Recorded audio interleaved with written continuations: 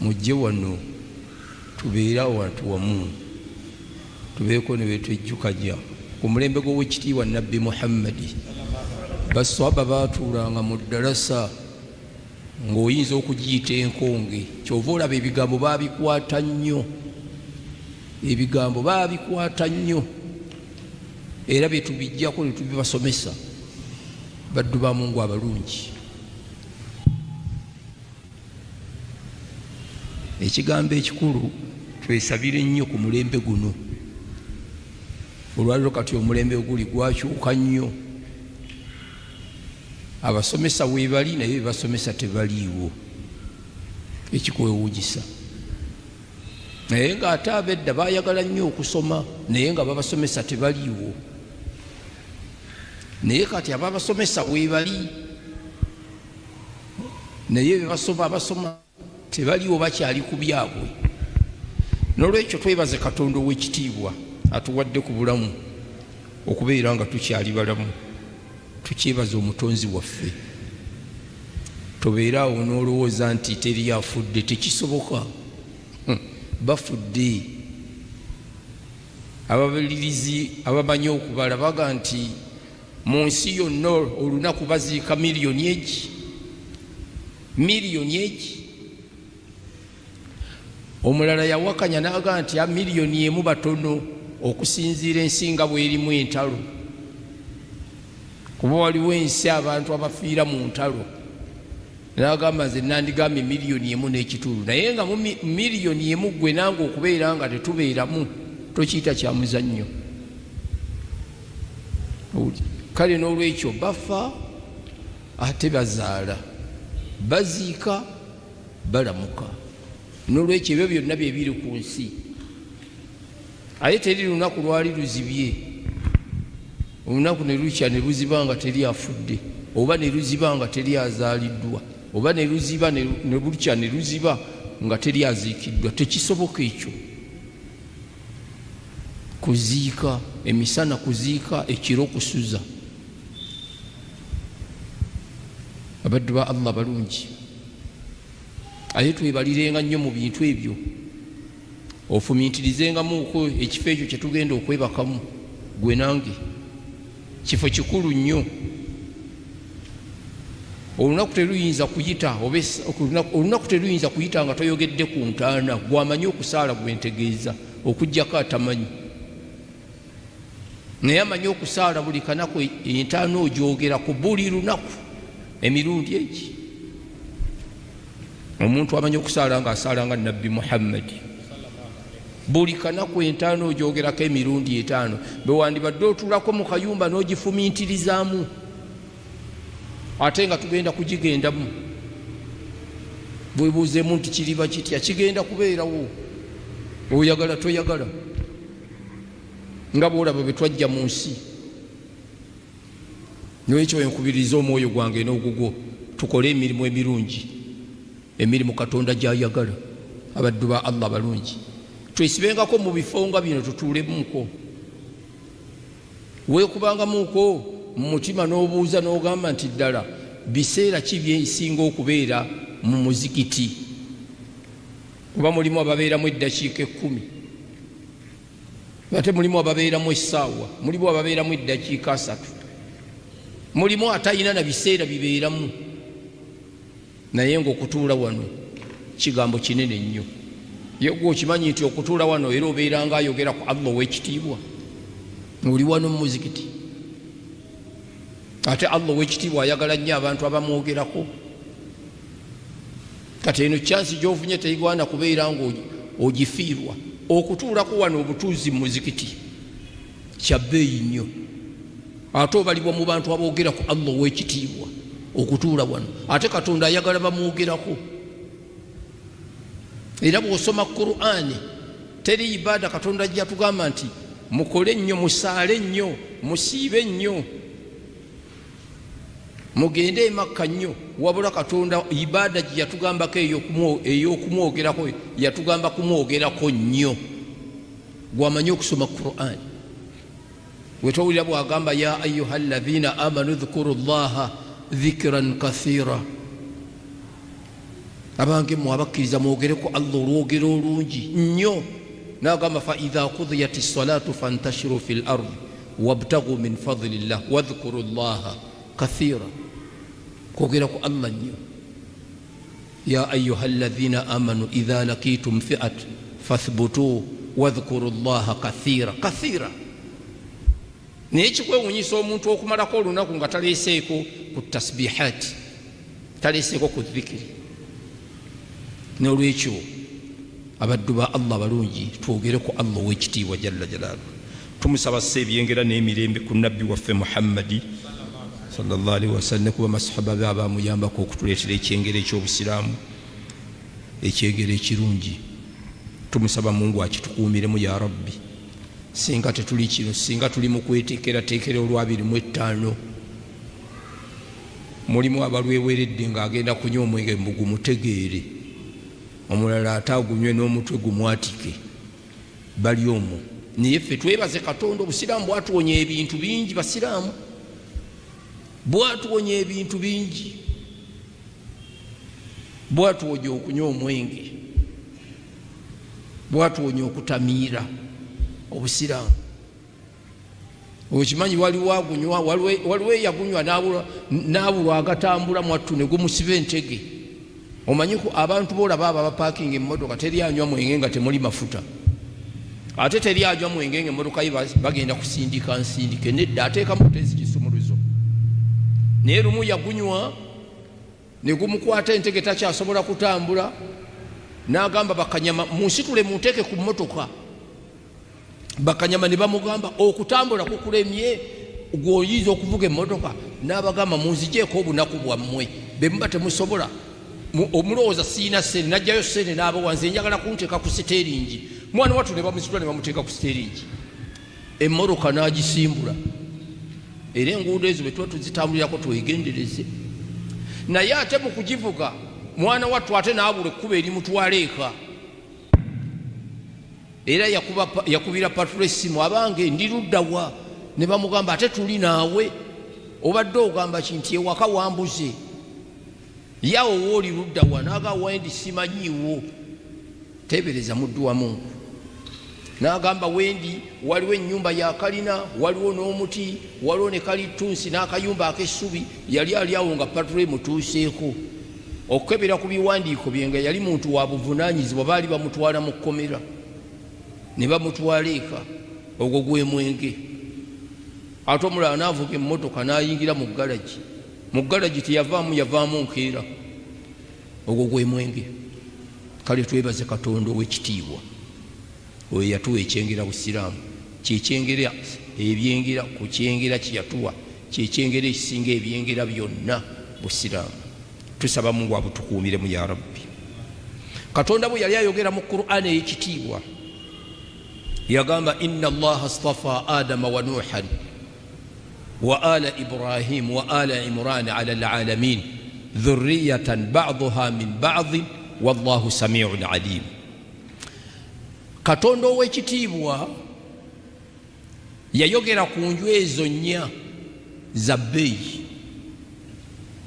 Yayogera ku nnyumba ya Nuhu ya Adamu, n'ayogera ku nnyumba ya Nuhu, n'ayogera ku bantu ba Ibrahim, n'ayogera ku bantu ba Imran. Katonda wano kyagamba inna Allaha astafa Adam. Katonda yayawula Adamu. Katonda okwawula ku Adamu, okumwawula ku bitonde. Adamu teyakaabirako mabeere. Adamu tebamuyigirizaako kuyimirira. Adamu kyali kintu nga bamalayika bakiyitako, naye nga bw'okikubako kivaamu eddoboozi. Era Katonda agamba hal ata ala al-insani hiinun min ad-dahari, ekiseera kyayita ku muntu ebyeya n'ebyeya, ebbanga eddene. Lam yakun shay'an madhkura, ng'ali mu bintu ebitoogerwako. Tunuulira omwana Adamu, bamalayika ne bayita ku kintu ekyo. Bwakyenkya nga Allah agamba ekintu kun fayakun, n'abeera omuntu Adamu. Adamu n'atuula nga bw'otudde. bw'amala okutuula omwoyo ne gutandika okutambula, omwoyo ne gutuuka mu mutwe, Adamu n'ayasula, malayika ne zimugamba gamba alhamdulillah, n'agamba alhamdulillah. Kyekigambo Adamu kye yasooka okuyisa ku lulimi lwe, alhamdulillah. Kyekigambo kye yasooka okwogera nga tannayogera bigambo byonna. Awo tuyigawo ne tuti bw'oba oyasimudde naawe yogera ekigambo ekyo, kuba yesunna y'owekitiibwa nabbi waffe Muhammadi. Va ku bano abaasimula n'agamba excuse me, va ku bano abaasimula n'asirika busirisi. Era bw'oyasimula n'osirika tukutunuulira butunuulizi. Bw'ogamba alhamdulillah tukugamba yarhamukallah. Ate oli ye John bw'ayasimula tuyina eddwa gye tumusabira, yahdiika Allah wa yaslih balak, Katonda akuluŋŋamye atereeze embeera zo. N'olwekyo kigambo kinene nnyo ekyo. Era ekigambo ekyo abamanyi bakivuunulamu enfunda nnya, ne bagamba nti omuntu bw'abeera akyogedde at-tahmid abeera atenderezza Allah ow'ekitiibwa, tahmid. N'agamba omuntu bw'abeera akyogedde athana, okumusuuta, khaliqu samawati wal ardi laysa lahu awwalahu wala akhirahu khaliqu kulla shay'in, kumusuuta. N'agamba ekyokubiri arridha, omuntu bw'aba akyogedde Allah amusiima. N'agamba ekyokuna ashukuru, omuntu bw'obeera okyogedde obeera weebazizza Allah. Ekyo ekigambo nakyo kyebaza omutonzi. Era kyova olaba bwe yali atubuulira mu Qur'an ekitiibwa, wulira bwe yagamba nti walaqad atayna Daawuda wa Sulaymana ilma wa qaala alhamdulillahi alladhi faddalana ala kathirin min ibadihi almu'minin. Olaba ekigambo kye bakozesa. Katonda agamba nti twawa Daawuda ne Sulaymaani okumanya, si kwe kuno okumanya kw'okimya olwaleero, okumanya kwabwe kwali kulala.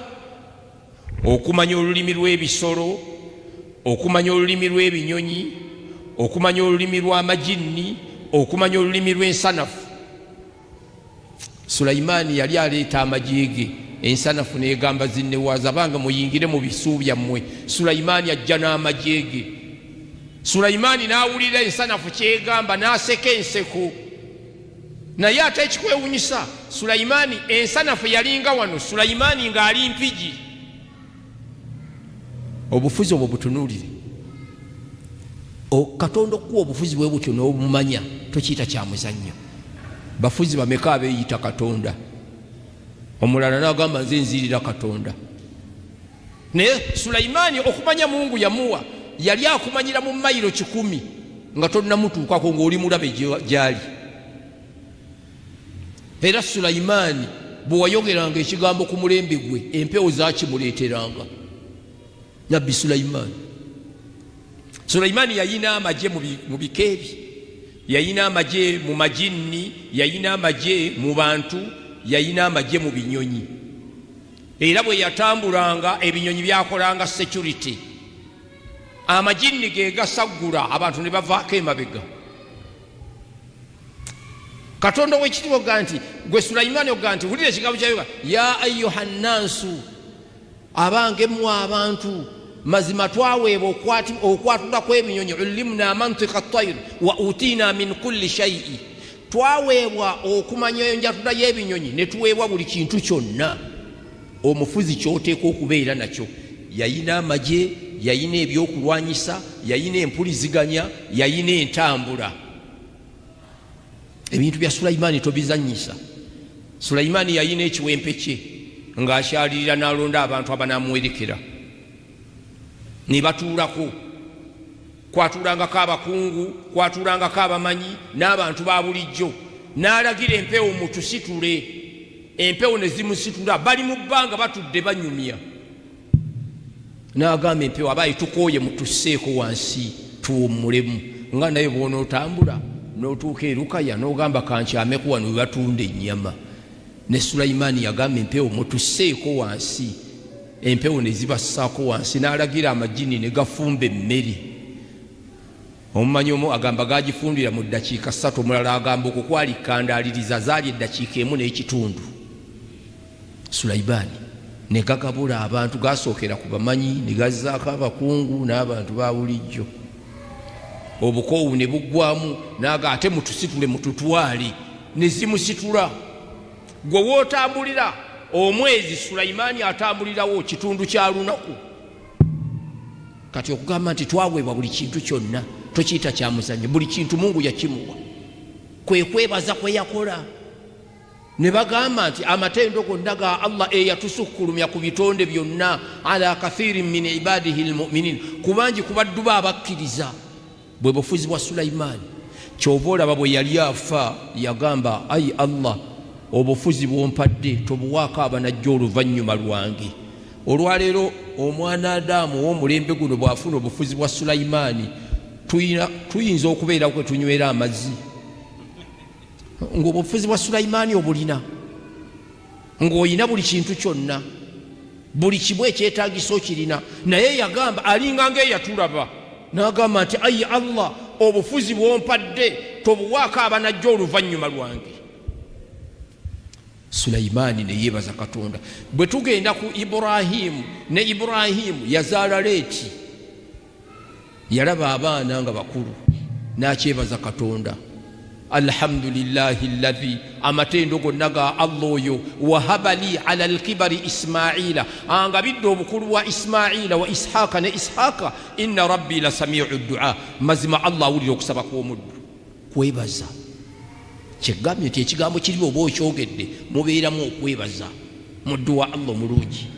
Bannannyini jjana be bali babayingidde ejjana, tusaba Allah tuyingize ejjana ya rabbi. Be bali babayingidde ejjana, ekigambo kye bagenda okwogera kigambo ki? Bagenda kugamba alhamdulillahi alladhi sadaqana wa'ada wa awrathna aljannata naba'u min aljannati haythu nasha fa ni'ma ajru al'amilin. Abantu abali babayingidde ejjana, amatendo gonna ga Allah oyo eyatukakasa n'atulaganyisa n'atusikiza ejjana. Kigambo kinene, era ekigambo ekyo kyekyakkirako essuura esinga essuura yonna ekitiibwa mu ssuura zonna mu Qur'an, Suratul Fatiha. Era bw'olaba ekigambo essuura ezo kwe zakkira ozibalira ku ngalo, kuba kigambo kikulu. N'olwekyo Adamu kyekigambo kye yasooka okwogera, n'ayasimula n'agamba alhamdulillah, ne yeebaza Katonda. Kyekyo Allah lwaki yamwawula n'ebitonde. Adamu teyayigirizibwako kutambula. Ffenna abali mu dduniya muno tewali taata ayigirizibwa kutambula. Ate abamu bamanyi ne sitoole zaffe nti oyo bwe twalwangawo muyonsa yakaabanga amaziga, naye Adamu ebyo teyabikola. Maama we n'akuba mu ngalo ng'oyimiridde. Kati olwaliro okumanya Mungu wa buyinza, genda oyimirire kwe yakubanga mu ngalo ng'oyimiridde olabe kyanagamba. Lwaki onnyimiriraku wano? Toyina mpisa. Naye nga mwatululi yakubanga mu ngalo, bwe wasekanga naye n'aseka. Kati olwaliro genda osekereko waali, ajja kubuuza oseka kyoyagala kwonooneka. Naye ng'ate wasekanga naye n'aseka. Abaddu ba Allah balungi, oye Mungu ow'ekitiibwa. Ebyo byonna Adamu teyabifuna, era wamu ne mukyala we Hawa bonna Allah yabatonda.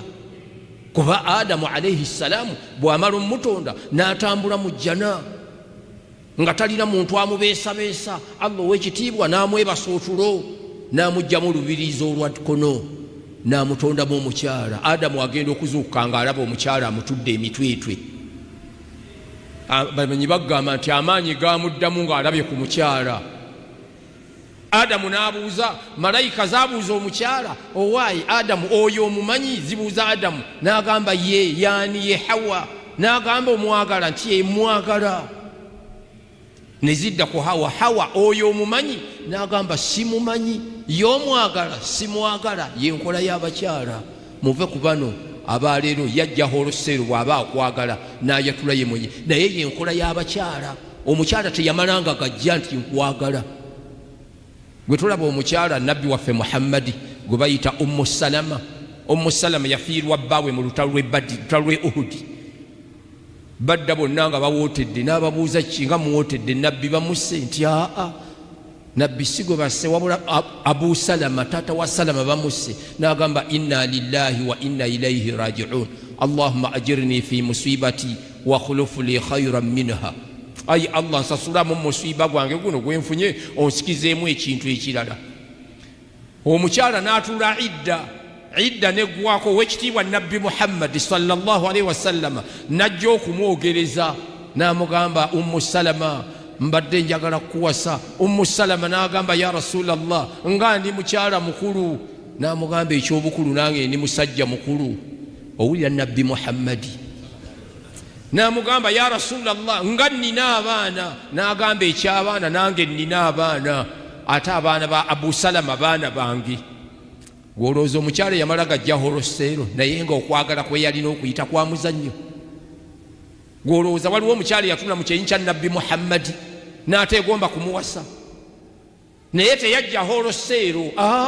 Yenkola y'abakyala. Ne Hawa teyajja holoseero, yayagala naye ng'okwagala 10 kusinga n'okw'omusajja, naye agamba simwagala ate nga amwagala.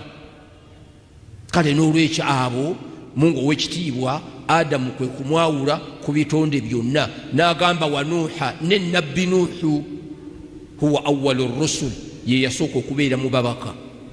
Allah bwe yatuma eri abantu mu nsi, yamutuma eri abantu ng'abantu basaanisa okusinza amasanamu, n'amutuma ajja akoola abantu abajje ku masanamu.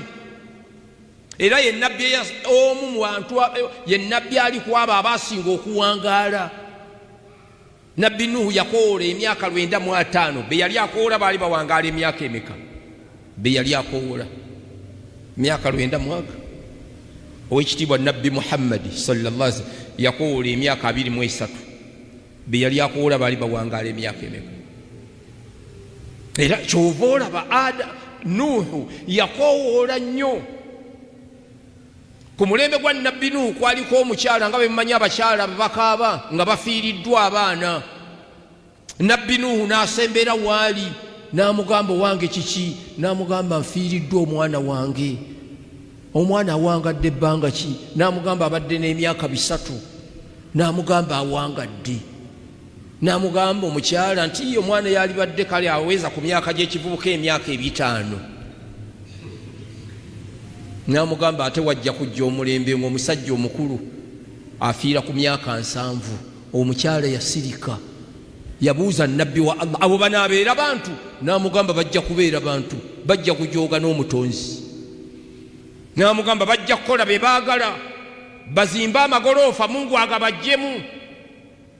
N'agamba abasinga okubeera abangi ennyo bajja kwetanira nnyo edduniya, batono nnyo abagenda okubeera ku akhera.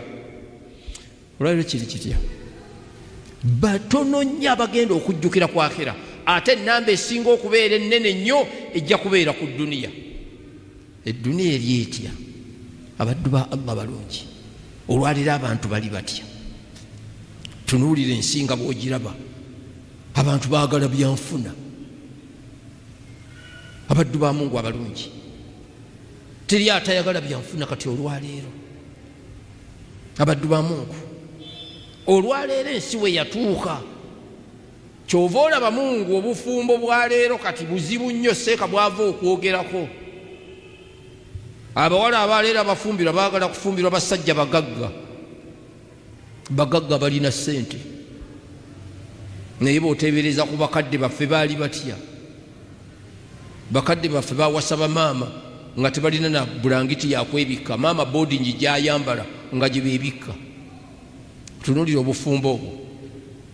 Ye kati olwaliro wasa mukyala kino omuteeka mu nnyumba y'essubi, bw'ogenda okukola omusanga agenze agamba taata oli yantadde mu nnyumba ya ssubi ayagala kunzita banjokera omwo. Ani olwaleero? Muddu wa Allah mulungi.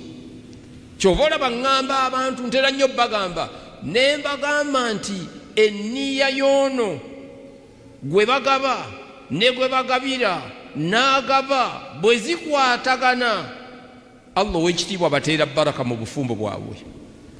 naye awasa enniya ali ku ndala alina kyayagala mu muwala, n'omuwala afumbirwa alina kyayagala mu mulenzi, n'ono agaba alina bye yeetaaga mu mulenzi, ebyamulema okukola abyetaaga kubeera mu mulenzi.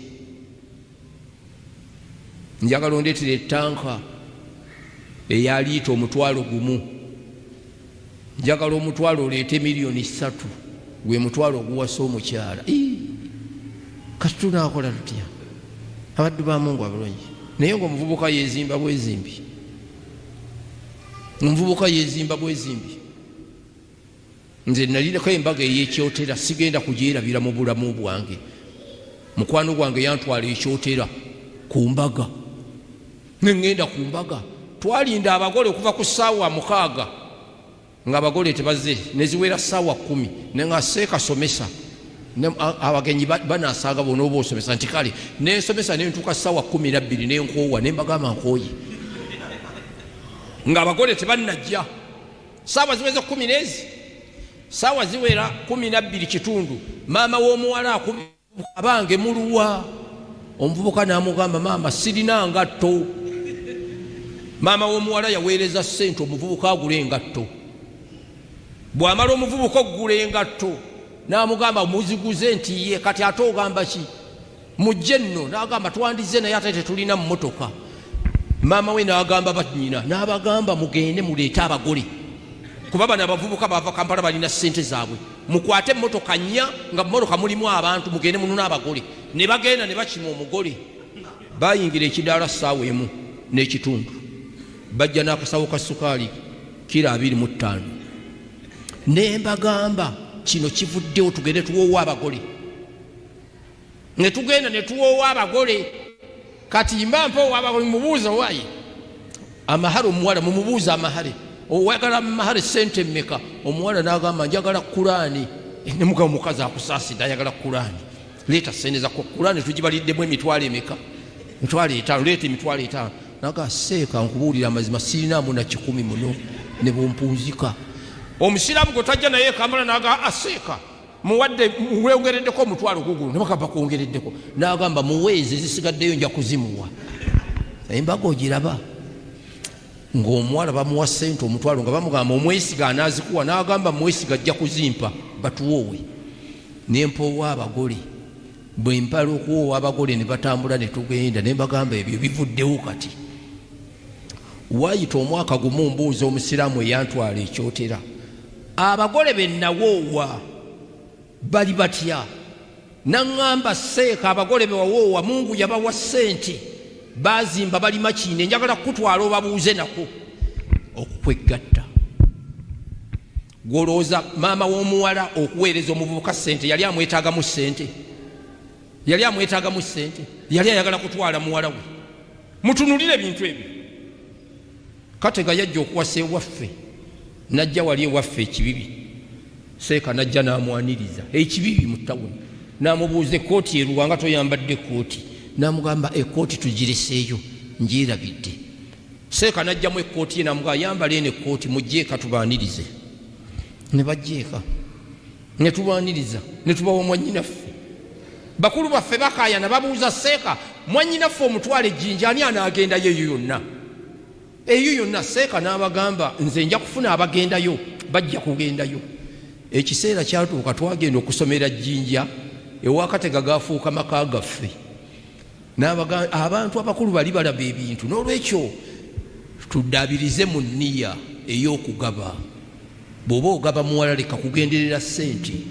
Era olwaleero ebintu bingi bizze, ng'omuwala waliwo omuwala gwe baawoowa n'afumbira omuvubuka ne kitaawe n'amugaba certificate. Omuwala yeekyusiza omuvubuka, yasooka kubba marriage certificate wano mu kibuga wano.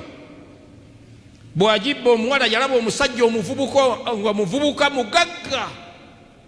Omuwala ne yeegaana omuvubuka, ne baleeta ne taata w'omuwala bamubuuza ono omumanyi? Taata w'omuwala agamba simumanyi. Musajja ali mu myaka 7. Omuvubuka anoonya marriage certificate, yamubuzeeko. Omuvubuka kwe kudduka ewali omukulu w'ettwale omukulu w'ettwale yajja okutaasa omuvubuka, omukulu w'ettwale abajja, omugagga n'alaba omukulu w'ettwale n'amugamba yogera ssente ze weetaaga, certificate ogitwale, n'agamba nti ekindeese nzize kutaasa muvubuka, nze ssente zo sizeetaaga. Embeera mugiraba mwe tuli kati. Nuuki yagamba nti abasinga obungi bajja kubeera nga baagala nnyo edduniya, abasinga obungi, n'agamba batono nnyo abanaayagala akhira. Olwaleero ani? Saidi ibn al-Musayyib bw'olaba engeri gye yagala muwala we, embeera gye yamugabira omuwala. Omufuzi omu yali Sulaiman ibn Abdul Malik, yajja ewakawe n'amugamba kyekikuleese, n'agamba ekindeese baŋŋambe waliwo omuwala atuuse okufumbirwa wano, naye mbadde njagala, nina mutabani wange agenda ayagala okuwasa, mbadde njagala omutwe. Wulira Saidi kye yamugamba, yamugamba ku ssente ze mulina n'embiri ze mulina, omwana wange eddiini ye neebeerawa. Mutunulira basajja abo, ku ssente ze mulina n'embiri, omuwala wange be mukuwa, eddiini ye neebeerawa. Nkulayirira Mungu yamumumma, n'amugamba tojja mutwala. Naye nga gwamumma kabaka, khalifa, ate musiraamu, yamugamba sigenda mukuwa, n'amumumma. Olwaliro bameka abafumbiza abawala baabwe ne bajjayo n'ebintu, bw'alaba nga kimuzitoweredde embaga bagikolera eri wa muganda we, ebintu n'abinona kiro. Naye Saidi yayina omuvubuka mu ddarasa, n'amala ekiseera nga tamulaba. Ekiseera ne kituuka omuvubuka n'ajja n'amugamba ng'obuze, n'amugamba seeka mbuze, mukyala wange yafa, lwaki tewatubikira kuyamba kuziikirako? N'agamba natyo batawaanya, ye wazizaawo. Omulala n'agamba nze ani ayinza okumpa omukazi ayina dirhamu 2 oba 1? N'amugamba ngenda kuwa omukyala. Omuvubuka teyamatira. Omuvubuka n'agenda n'agamba maama we, maama seeka nsuubiza okumpa omukyala. N'amugamba ani seeka ki? Seeka Saidi. N'amugamba Saidi omumanyi gwe, addire muwala wa mukwege omwavu bw'otyo. N'agamba nsuubiza okumpa omukyala. Omukyala maama w'omuvubuka n'asirika n'agamba ono byamunyumiza tebiriimu makulu. Omuvubuka ekiseera kyatuuka, yali mutawwa'u nnyo, yali musiibi, yali asiiba olukuka, ali ku kikomando kyalya, n'akonkona oluggi, abuuza man anta gwani? N'agamba Saidi. Saidi ibn al-Musayyib. N'amanya sheekhe. Najja ettaala wali ekikomando n'agiteeka ekigundi bwetetuuka ekitangaala, n'agenda n'aggulawo oluggi. Agenda okuggulawo oluggi nga Saidi ali ne muwala we amuyimiridde mu mugongo, n'amugamba nakusuubiza okuwa omukyala. Kyava amukwata ku mukono n'amuyingiza mu nnyumba, n'aggalawo oluggi n'atambula n'agenda. Abo baaliwo. Waliwo n'agamba Saidi omukyala gwe yali agaba kyali kikazi kibi, mwana wattu yali mukyala mulungi. Era omuvubuka ebigambo bye yayogera yaga nti yalayira ne Mungu, wallahi Sheikh Saidi yampa omukyala abaliwa mu bakyala abalagavu, abakyala abalungi. N'agenda ng'amenya ye mukyala yali hafidhatul Qur'ani, eyali akutte Qur'ani, amanyi hadithi z'owekitiibwa Nabbi Muhammad sallallahu. Kye yatangira naggaggooli, n'amugamba omwana wange be mukuwa, eddiini ye neebeerawa. N'olwekyo Nuhu kye yagamba nti abantu abasinga obungi bajja kubeera baagala dduniya, batono nnyo abagenda okwagala akhira. Tusaba Mungu atuteekemu abo abatono ya Rabbi. Wa ala Ibrahim, wano Allah yayogera ku bantu ba Ibrahim, ate bali teyayogera ku bantu ba, wano yayogera ala Ibrahim, abantu ba Ibrahim. Ibrahim yavaamu Nabbi Muhammad sallallahu alaihi wasallam, sayyidul bashar, kabaka w'ebitonde. Nabbi Ibrahim era y'omu yalwawo nnyo okuzaala nga bwe mbagambye. Mukyala we n'ajja n'abeeraawo Saara, n'amugamba waayi bw'owasaayo okwo omuzaana tunaafa tetulina mwana. Ibrahimu n'awasa Hajara. Ibrahimu bw'awasa Hajara ne babeera ne Hajara. Hajara n'afuna olubuto n'azaala omwana. Amagezi ga Ibrahimu ne gadda ku mwana. engeri gye yali aludde okuzaala nga Saala takyamulabawo. Saala ne kimuluma nnyo nti ono amagezi gonna gali ku mwana. Ekyo kiraba bulabi muddu wa Allah. Kati Saala bw'alaba ensonga eyo nga Iburahimu ali nnyo ku mwana n'amugamba jja wano mukyala wo nja mutemamu ebitundu 2. Iburahimu kyava akwata omwana, Hajara n'avaako emabega. Abamanyi bagamba nti Hajara engeri engoye ze gye zaali zikweya zaali ziyera buufu mwe bayise ne Iburahimu, Saala aleme kubagoberera. Iburahimu n'atuusa omwana awo olaba ewali haramu, kumpi ne haramu, n'amuzazika mu muti. Bw'amuzazika mu muti n'atambula, teyatuula na kutuula, addayo mu Palestine. Hajara amubuuza otulekedde ani wano ewatali nnyumba, ewatalina muntu? Oba Katonda yakulagidde? N'amugamba Katonda yandagidde. N'amugamba bw'aba yakulagidde la yudayyana, tajja kutulagajjalira. Saara n'addayo, Hajara n'addayo n'atuula ewali omwana, naye tewali nnyumba. Mutunulira abantu abo, tewali nnyumba, tewali bantu.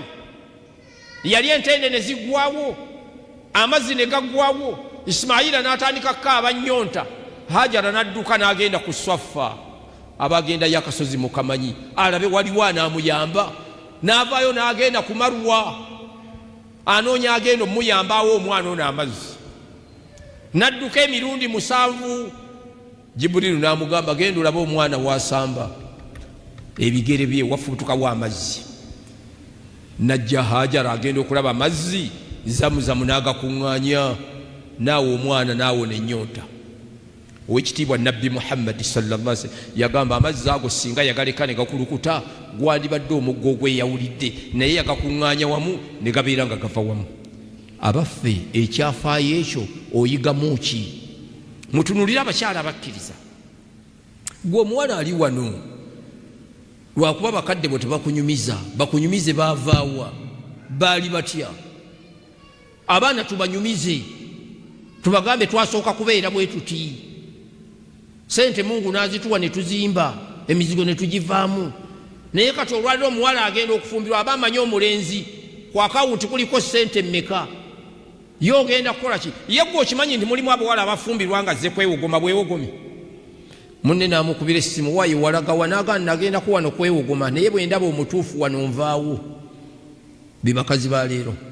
Era mu abavubuka batannawasa, Mungu abasaasire.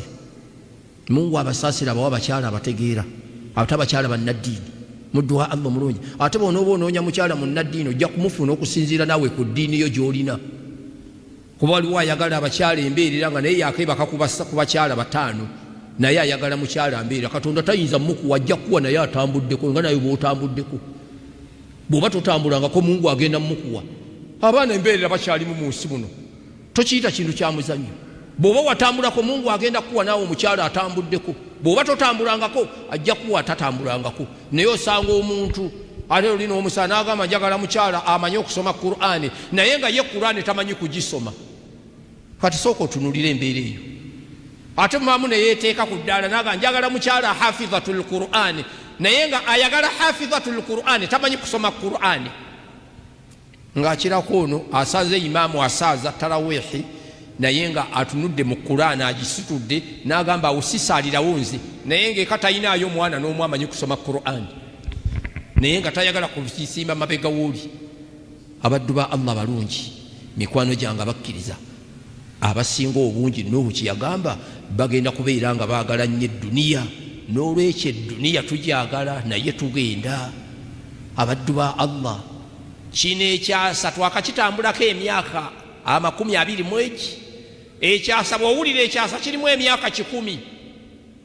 Ekyasa kirimu emyaka 10.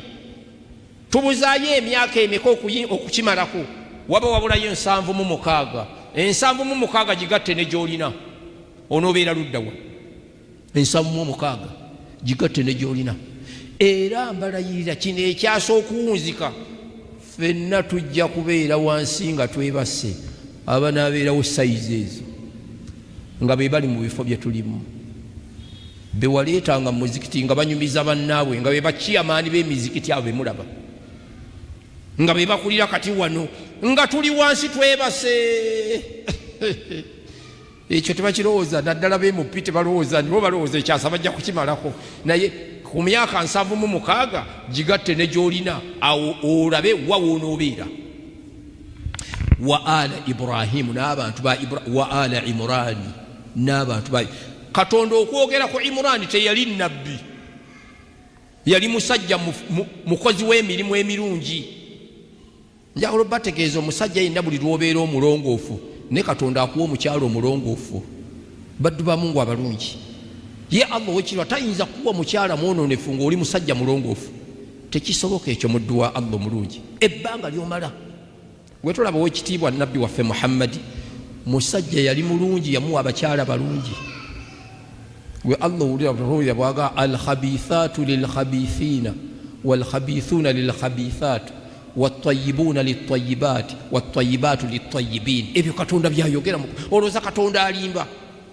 ebikazi ebibi bifumbirwa bisajja bibi ebisajja ebyenzi bifumbirwa basajja bayinzi omusajja omulungi awasa mukyala mulungi n'omukyala omulungi afumbirwa musajja mulungi tekisoboka ekyo muddu wa Allah mulungi gwe n'obeera ng'oli musajja oli awo toyinza kuwasa mukazi eyayenda muddu wa Allah tekisoboka kirina kibagamba nako naye bagamba omukyala ayinza okuba nga yeekuuma omusajja ng'oli mwenzi ate omusajja bw'obeera ng'oli mwenzi n'omukyala abeera mwenzi ate omusajja bw'obeera nga weekuuma ng'omukyala mwenzi tayinza kwenda nnyenda ziwera nga tonnamukwata tekisoboka naye mwenna bwe mubeera abenzi ng'omukyala mwenzi n'omusajja mwenzi mwenna mugwa dro tewali akwata munne muwoza kimu kino bwekiti na bwekiti nga bakuzaalira n'abaana abatali babo muddu wa Allah mulungi n'olwekyo Imurani yafuna omusajja omukyala atya Katonda Imurani yali atya Katonda yali mukozi wa mirimu mirungi n'afuna omukyala bamuyita Hanna binti Faqudi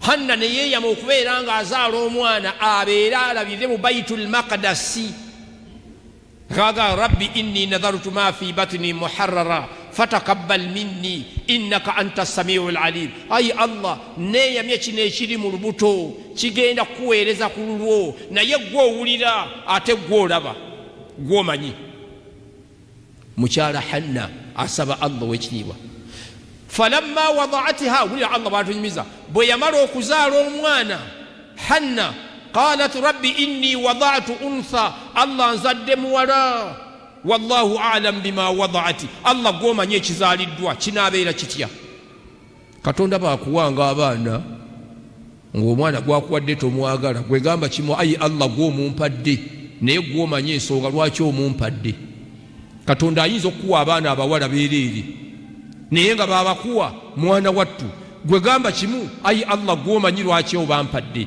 ekyo kisanga ne ku basajja mukyala we n'azaala abaana bawala beereere ne yeevuma waliwo eyabeera olubuto ng'ali lubuto lwakutaano n'amugamba oyo bw'abeera muwala genda ewammwe nze nkooye abawala mukazi wattu era yazaala muwala ne babeera aba omusajja yamugoba n'amugamba genda seetaaga wano baana abo bawala omukazi we yamugoba n'atuula idda eri gye yasooka okuzaala yazaala abaana abalenzi aba babiri abaddu ba Allah ye Mungu tufunamu ne tugamba ekyo Katonda kyakuwadde beera ng'okisiima eri omutonzi abaana bakuwadde basiime nabbi Luutu yazaala abaana aba bawala aba era be baamukkiriza ku mwaliiro gw'ensi eno nabbi Luutu abawala aba be yazaala yakoola abantu nga bali ku bisiyaga ne mubulamu akkiriza nabbi Luutu adhabu n'etuuka okuteeka ebyalo byali 7 Allah n'amugamba genda ku kyalo ekyo7 ebyalo 6 byonna tugenda bizikiriza ekiseera ne kituuka nabbi Luutu n'asenguka ne bawala baaba mukyala we n'abagoberera Allah w'ekitiibwa n'alagira Jibuliru n'asitula ebyalo 6 byonna n'abivuunika omukyala n'awulira ekibwatuka n'agamba waakawumaahu n'atunula emabegaawo teyavaawo Luutu ne yeeyongerayo ne bawala be bawala aba naye yali musiimu ku ebyo nabbi Ibrahimu yazaala baana balenzi bereere, teyazaala ku bawala abaddu ba Allah balungi, naye yali musiimu. Naye abantu ffe olwaleero ogenda n'ozaala abaana bawala n'owalirira okuzaala omulenzi, njagala mulenzi, omulenzi omusaba, naye yajja okubuuza lw'onoofa. Taata baganda bo bonna bafudde, gwe tofa, lwaki tofa ye? Y'onoofa ddi? Oli mu maali yaffe n'ogamba ye omwana gwe nasaba. Wawalirira abaddu ba Allah n'owalirira n'oga abamu okimanyi bwe batuuka n'ogenda n'ewa maama Fiina, ensonga ekuleese nzize kufuna mwana mulenzi, omukyala wange azaala baana bawala bereere. Maama Fiina lwaki teyayagala kuzaala baana bayitirivu, n'abeera n'akaana kamu? Muddu wa Allah mulungi. N'olwekyo mikwano gyange abakkiriza, Allah ow'ekitiibwa, omukyala ono yagamba Allah gw'omanyi kyenzadde. Ulira byagabya walaysa dhakaru kal untha, talinga mulenzi muwala, yo mulenzi ali limited, naye omuwala waliwo ebiseera byatasinza Katonda ng'ali mu nsonga ze. Naye wa inni sammaituha Mariyamu, mutuumye Mariyamu, era mukingiriza ye n'ezzadde lye sitaani okubasemberera. Mariyamu bwe baamala omuzaala, famire yakayagana, ani anaalabirira Mariyamu? Oli agamba nze